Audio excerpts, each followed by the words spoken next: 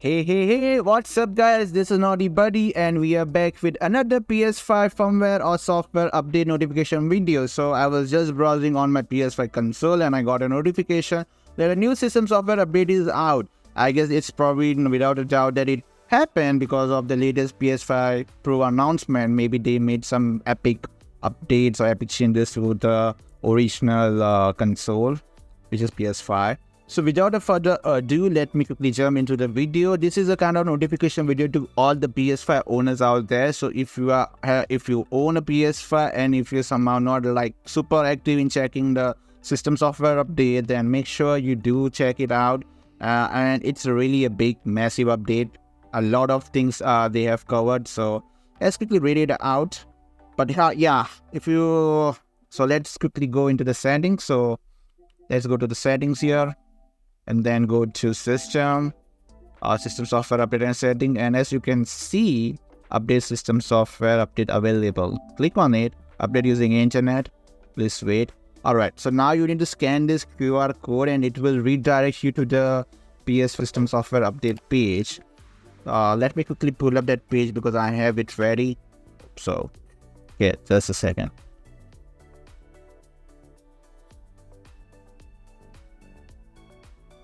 Alright, so here it is. I hope it's visible. Not sure if I can enlarge it any further. But yeah, there we go. Alright, so this is the version 24 period 06-10.00.00. The Welcome Hub is now available in the home screen for users in North America. This enhancement replaces the Explore Hub.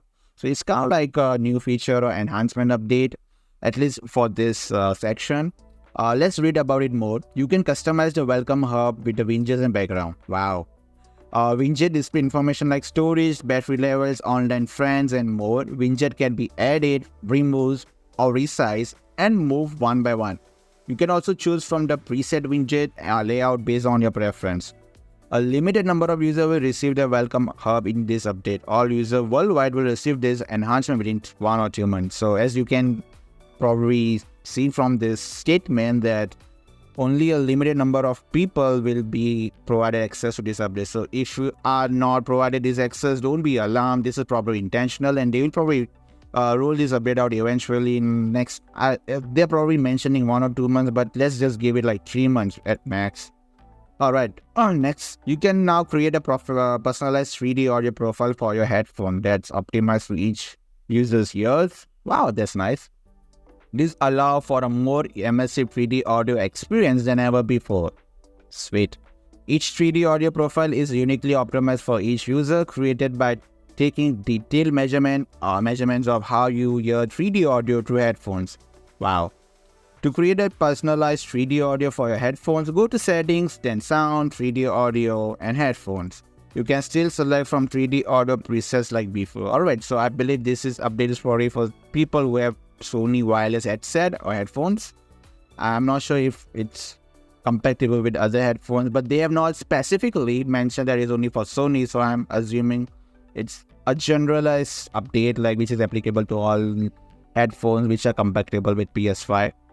Adaptive charging for your controller is now available for when your PS5 CFI 2000 model group is in the rest modes. Okay. Adaptive charging allows the duration of the power supply during rest mode to adjust depending on how much battery your controller has left, helping save power. To use adaptive charging, go to Settings, System, Power Saving, features available in the rest mode, and then select Supply Power to USB ports and then Adaptive. Alright, this is quite good.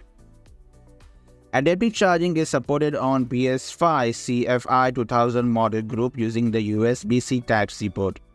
This works with the DualSense wireless controller, DualSense Edge wireless controller, PSVR2 Sense controller, and Access controller. After your PS5 enters rest mode, if a controller isn't connected, the power supply to the USB port will stop after a certain period of time. Oh, okay. Alright, so next update, when you are in a party, you can now share a link to that party. Share the link with a player using other services to invite them to the party. Okay, let's go through this once again. When you are in a party, you can now share a link to that party. Okay. Share the link with players using other services to invite. Alright. Okay, this is quite interesting. This feature will be gradually rolled out after this system software update is released. Okay. Just correct me if I'm wrong, but I feel like this probably means that irrespective whether that person owns PS5 or PS5 console or not, you can anyways invite them using other service. I don't know, like we have to probably experiment with this first. Like I think that it's on, I don't know. Let's see. Let's see. Alright, let's see the next one. You can now set which users can connect to PS5 using remote play. Go to settings, system, remote play, enable remote play and select the users who can access your console for remote play. Oh, that's sweet. Restore license feature has been improved and you can now restore one license at a time. Go to settings, users and account, other, restore licenses to select the license that you want to restore. To restore a license from the home screen or game library, go to game, press option button and then select restore license from menu. Sweet. We have added a friend recommendation about your storage space that will sometimes see in settings and storage. We have made it simpler to access the most popular activities from the game hubs. Game hubs are now only display activities that are currently in progress. To play a specific activity, start a game first and find it using in-game menus. Alright, sweet. The invite new game option, which is available from multiple locations, is no longer available when sending game invites. To invite a friend to a game session, start the game first and then send the invitation to the session. We have updated device software of the DualSense and DualSense Edge wireless controller. Oh, right. So apparently after this update, we will also have to check if there is another update for the DualSense. We have improved the system software performance and stability. We have improved the messages and usability on some screen. Wow, guys.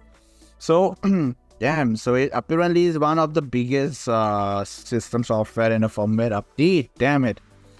Whew. So, I have just gone through almost everything. But if you want to listen to me again or just explore this page but yourself, simply scan the QR code which is on my screen right here, so that you can just give it a quick read or whatever. Alright, so without further ado, let me click on update and let's start this with this system software update. But guys, just a reminder, if you don't see either of the features available, don't be alarmed. As mentioned, it will be rolling out shortly. But if you face any issues during the process or after the process, once the system software is updated, just comment down in the video and I will get back to you. Or you can also join my Discord server. Alright, let's click on update. Alright, please wait. Downloading the update file, 1.293 GB. Okay, it's not that big, at least in terms of storage. But yeah, one of the most biggest update so far, I guess, at least for this year, because I haven't. Discord update was, I believe, I don't remember if it was in 2023 or 2024, but that was also considered as one of the biggest update. Let's see. Alright, so we're almost done with downloading the update file. Now it's probably going to install. Alright, restarting your PS5, don't unplug your AC power cord. Alright. Okay, almost there. Alright, so it's restarting my PS5, hopefully.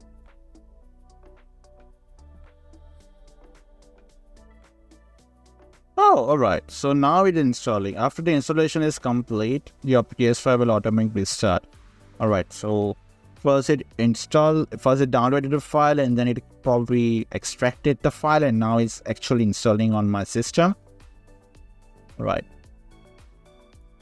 Alright, installation is completed. I guess it's going for another restart now. You should probably see the PS5 start up in any time now. Let's switch.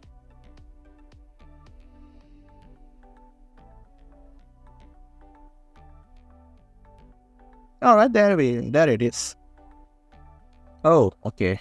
It's rebuilding the database. Oh boy. Whenever that screen pops up, I'm always afraid, what if something breaks? Alright, finally the screen I love the most. Alright, system software update is completed. You are logged into your PS5. Let me click on this. Okay.